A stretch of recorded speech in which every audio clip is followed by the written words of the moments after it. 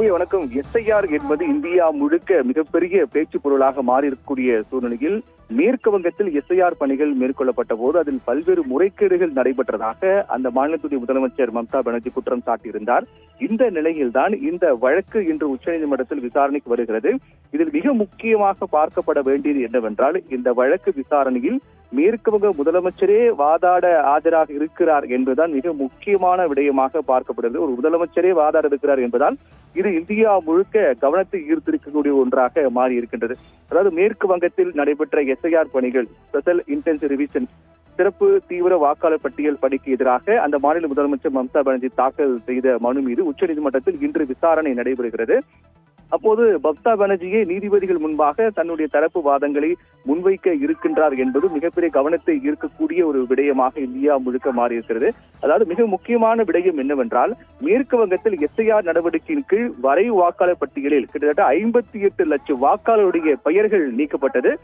அதோடு மட்டுமல்லாமல் 1.25 கோடி வாக்காளர்கள் முரண்பாடான தகவல்களை வழங்கியதாக வகைப்படுத்தப்பட்டு அவர்களிடம் உரிய அடையாள ஆவணங்களை இந்திய தேர்தல் ஆணையம் கோரியிருக்கிறார்கள். இதுதான் அங்கு பிரச்சனைக்கு வழிவகுத்ததாக பார்க்கப்படுகிறது.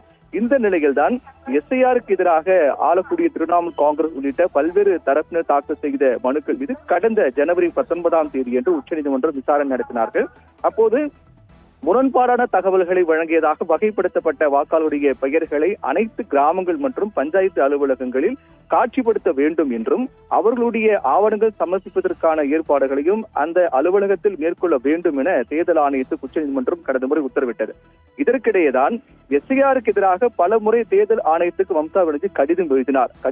கடிதத்தோடு மட்டுமல்லாமல் கிட்டத்தட்ட வாக்காளர் பட்டியலில் இறந்ததாக சொல்லப்பட்ட 50 பேர்களை ஒன்று திரட்டி டெல்லியில் தலைமை தேர்தல் ஆணையர் ஞானேஷ்குமார் மற்றும் தேர்தல் ஆணையர்களை கடந்த திங்கட்கிழமை மம்தா பானர்ஜி சந்தித்தார். அப்போதுதான் மிகப்பெரிய பேச்சு பொருளாக அந்த விடயம் மாறியது. ஒரு கடும் வாக்குவாதம் ஏற்பட்டு கோபத்தில் மம்தா பானர்ஜி வெளியேறினார் என்றெல்லாம் சொல்லப்பட்டது. அப்போது டெல்லி போலீசார் தன்னை கண்டு அஞ்சுகிறார்கள், அனுமதி வழங்க மறுக்கிறார்கள் என்றெல்லாம் மம்தா பானர்ஜி குற்றம் சாட்டியிருந்தார். இந்த நிலையில் தான் எஸ்ஐஆருக்கு எதிராக அவர் ஜனவரி 28ஆம் தேதி தாக்கல் செய்த மனு மீது உச்சநீதிமன்றத்தில் இன்று விசாரணை நடைபெற இருக்கின்றது. இந்த மனு உச்சநீதிமன்றத்தினுடைய தலைமை நீதிபதி சூரியகாந்த் மற்றும் நீதிபதிகள் ஜாயமாலியா பாக்சி, விபுல் எம் பன்சோலி ஆகியோர் அடங்கிய அமர்வு முன்பாக விசாரணைக்கு வருகிறது. இந்த விசாரணையில் மிக முக்கியமாக பார்க்கப்படக்கூடிய விவகாரம் என்னவென்றால், ஒரு மாநில முதலமைச்சரிலே இந்த வழக்கில் வாதாட இருக்கிறார் என்பதுதான் மிக முக்கியத்துவத்தை பெறக்கூடிய ஒன்றாக மாறியிருக்கிறது.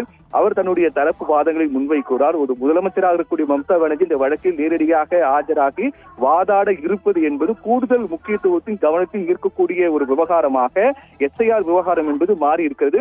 அப்போது தங்களுடைய தரப்பு வாதங்களை முன்வைக்கும் போது அடுத்த கட்டமாக இந்த வழக்குடைய நகர்வு எப்படி இருக்கும் என்பது மிகப்பெரிய எதிர்பார்ப்பை ஏற்படுத்தியிருக்கிறது. இது ஒருபுறம் என்றால், மறுபுறம் நாடாளுமன்றத்தில் தலைமை தேர்தல் ஆணையர் ஞானேஷ்குமாருக்கு எதிராக நம்பிக்கையில்லா தீர்மானம் கொண்டு வருவதற்கு கூட எதிர்க்கட்சிகள் திட்டமிட்டிருக்கிறார்கள். இந்த நிலையில்தான் மேற்கு வங்கத்தில் சட்டமன்ற தேர்தல் நடைபெற இருக்கக்கூடிய சூழ்நிலையில் மேற்கு வங்க முதலமைச்சர் மம்தா பானர்ஜியுடைய இதுபோன்ற செயல் என்பது அங்கு பரபரப்பு ஏற்படுத்தக்கூடிய ஒன்றாகவும் கவனத்தில் இருக்கக்கூடிய ஒன்றாகவும் மாறியிருப்பதை பார்க்கின்றோம். ஓவியா.